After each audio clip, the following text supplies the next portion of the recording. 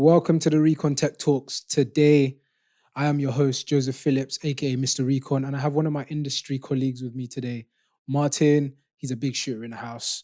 Yo, what are you saying, family? How you doing, Joe? I'm good. So we got a lot of stuff to talk about today. So one thing we want to start with is, as you guys know, the Apple event happened recently and some major updates happened. We got some really good news coming out of it. Mm. So what's your take on what you saw? You know what? You know me. What I feel about Apple. It wasn't impressive, was it? It was a bit, Do you know what? I think the biggest highlight for me was the USB-C. The USB-C is crazy, right? It's absolutely crazy. But I am looking forward to some of the features in the Pro Max. Like looking at what the pixel resolution is going to look like on the cameras.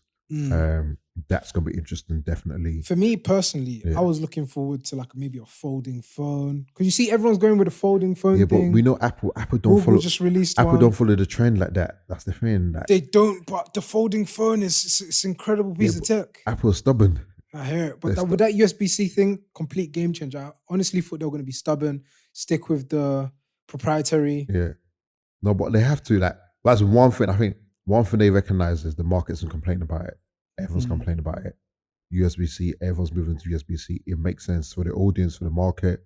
I could be on my laptop. I'd have my phone charger. I could flip my laptop charger. So it makes perfect sense. Perfect sense, yeah. So that, but we all knew that was coming. I thought something wild was going to come and say the phone was going to do maybe magic. What? Do you know what it is? Another good thing that came out of that is the fact that Apple's now going to be releasing USB-C wired headphones, which I think is absolutely incredible. That's interesting, but do you know what I want to... But will it ship in the box? It wouldn't. It wouldn't ship in the box. No, the question we need to know is, what's going to come in the iPhone box? Because we're used to just getting a cable. We're going to get a plug this time. Are we going to get a plug this time? I don't think we'll get a plug, you know. I don't think we will. See, Apple are just stingy asses there. Another thing that I thought was really cool, but then I found out later on, it's not a new feature. So with the Apple Watch Series 9, you can do the tap thing.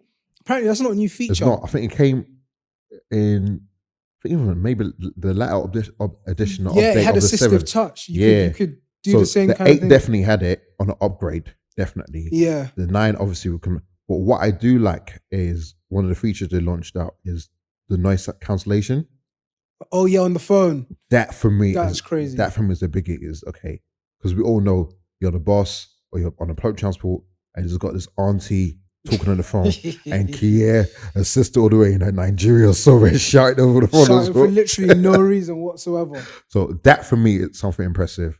There are some features I'm looking at that I was looking at something today and it was talking about the screen protection. There's another thing, a big one that surprised me. The titanium. But the silencer. Yeah, they've changed the button. It's more like a more intuitive button. I want to see what. I want to play around with it and see, is it really what it says it is? What do you think of the new chip? Do you know what? I think gamers are gonna like it. The A16, right? It's crazy. Gamers are gonna like it. Like apparently, it's got an inbuilt GPU that can run like. I think they're porting the previous Assassin's Creed game to the phone now, which I think is mind-boggling. That for me is, I think, if anything, what Apple have done is they've made the market more interesting, more competitive. Obviously, we know what Apple's doing with their own Apple VR goggles and glasses coming out later this year. So that's going to be interesting to see how those two compare together and integrate together. See that the new iPhone. My question is this. So I was listening to someone in the review and they were saying, okay, if you're excited about iPhone 15, there's no massive change between the iPhone 15 but there isn't. Since the 14 came out, or even the 13, I don't see it much. Like even style-wise, I think the only thing they changed was that dynamic island thing, which obviously had some updates in this new one. But apart from that, it's nothing mind-boggling to me that I'm like, ooh. Do you know what let me down a bit? Was the Pro Max, like the color option. It's a bit meaty. Like, flip it a bit. Like, you got the normal iPhone 15, and it's got like 20 different colors, and Pro Max would have got like 2 colors. I think they'll come out with some more colors soon. They're going to obviously bring out the product red. Yeah. They do that every year. But here, I've got some stats for you. So, obviously, one of the main competitors with iPhone is the Google Pixel and the Samsung Galaxy. So the Samsung Galaxy S23 runs Android 13 along with the Google Pixel 7. Yeah. And iPhone runs iOS 17. But here's the kicker: the iPhone 15 Plus has the largest screen on the market at the On the moment, market. bar the Z Fold, which is technically a tablet. Yeah. So do you feel like the size is getting kind of out of hand? I think the reason why the Pro Max is going to be bigger. Bearing in mind, they all use OLED. The reason why I say that is they've now made it more gamer interesting. Yeah. So imagine the gamer holding the traditional Pro Max. Currently gamer. Imagine the Dylan. No, I hear you. So those kind of, I think that's the reason why. I think I'm a stickler. Ever since iPhone had the Pro Max, I've always gone for a Pro Max consistently.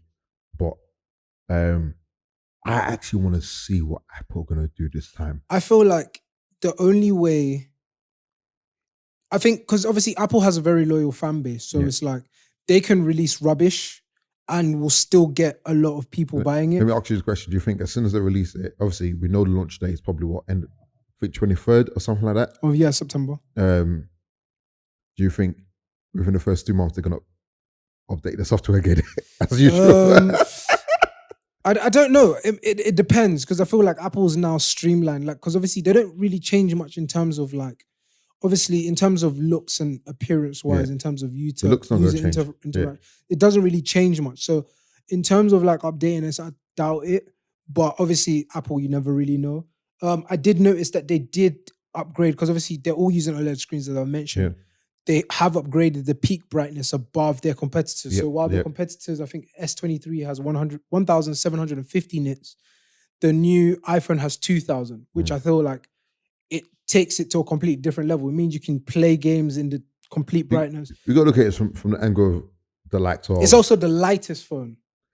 I want to see that. It's a lot lighter. It's 171 grams, while the Google S23 is 160 grams, 68 grams. And the Google Pixel 7 is 197 grams, with the iPhone 15 Plus coming out at 201 grams. So it's still kind of heavy. It's heavy. I think they said the titanium is the lightest version of iPhone they've ever released. Do you know what? I'm going to weigh that up here with my Pro Max 12. I'm going to weigh it up and see if it was actually lighter. Because for me, the fact that it's bigger would be interesting to see if it was actually lighter. But that being said, there's something you touched on. Let's talking about the brightness. I think when you look at, because in this modern day and age now, everyone's using their phone rather than the cameras and everything to the recordings, everything. So I think when we talk about the media heads and the vloggers and everything, the fact that the screen quality and the pixelation quality is going to be a lot better, I'm looking forward to hearing reviews from them. All right, I've got more information for you. So the stats I just mentioned were the 15 Plus and the 15 normal. Yeah.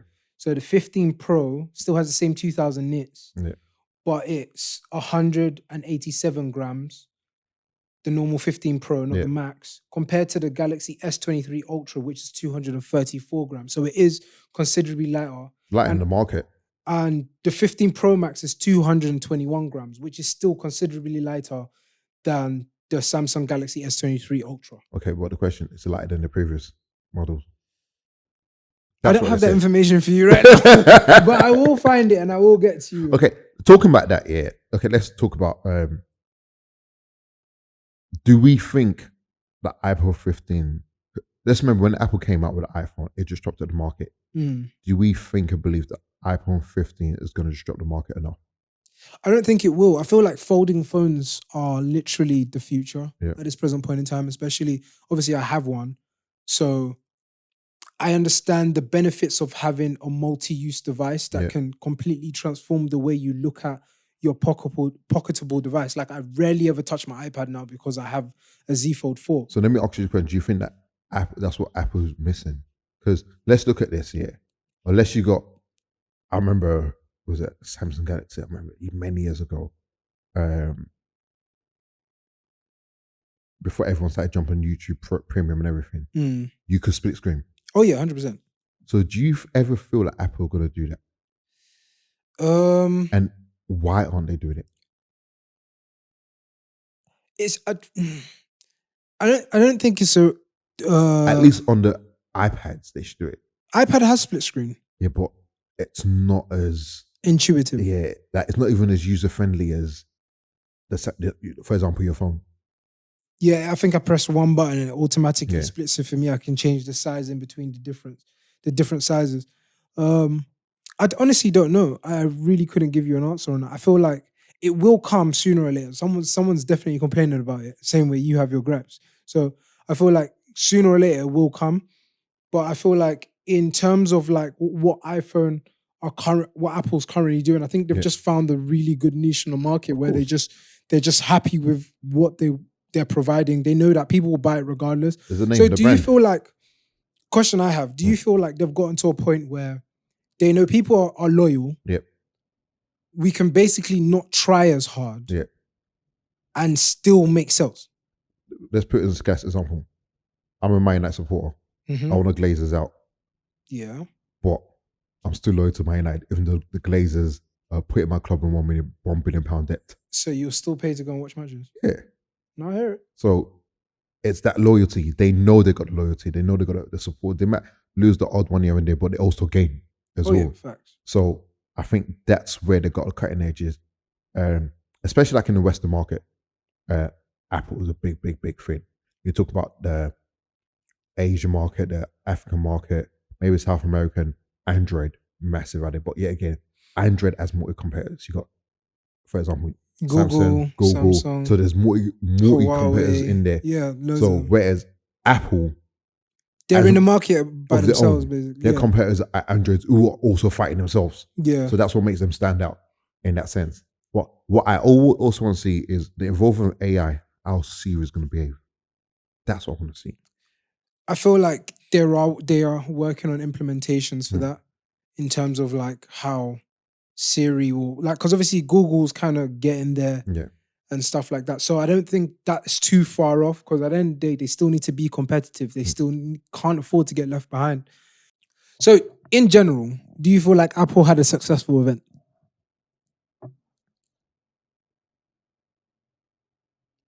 Would you say it's their most revolutionary event? That I could say. Okay, fair enough. I'll tell you why. Normally, I'll be excited to watch it. I didn't watch it live. I watched it after. Same. And I was like, and the reason why I say that is the last thing they did was the Apple VR. What's it called? The glasses. Yeah, that was cutting edge.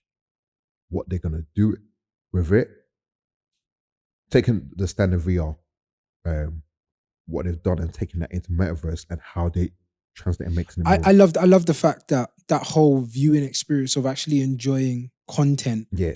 In like, I can sit down next to you, enjoy my content, and not disturb what you're watching on actual TV. So that for me, revolution, game changer, Totally.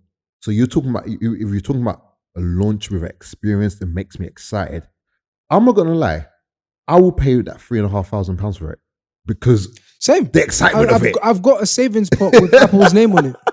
With the excitement of it. But are you telling me the new iPhone 15 Pro Max, I'm looking about 1,500 plus, just buy it outright? Do I want to do that? Yeah, I don't think it's worth it, considering the fact that it's not much difference from the 14. It's not. It doesn't do, like, obviously it's got a much better processor. Yeah. It's got a much better GPU. Yeah. It's a lot brighter. Camera slightly better. Camera's meant to be slightly better always. Slightly, but they all look the same regardless. And I'm not a professional photographer, so I won't be able to tell you, but in my eyes, they look all the same. So it's not like I'm paying for anything much different. Do you get? I'm better off just staying with my phone that I currently have. I just want to know, how much do you think EE, Vodafone, all them people are going to charge?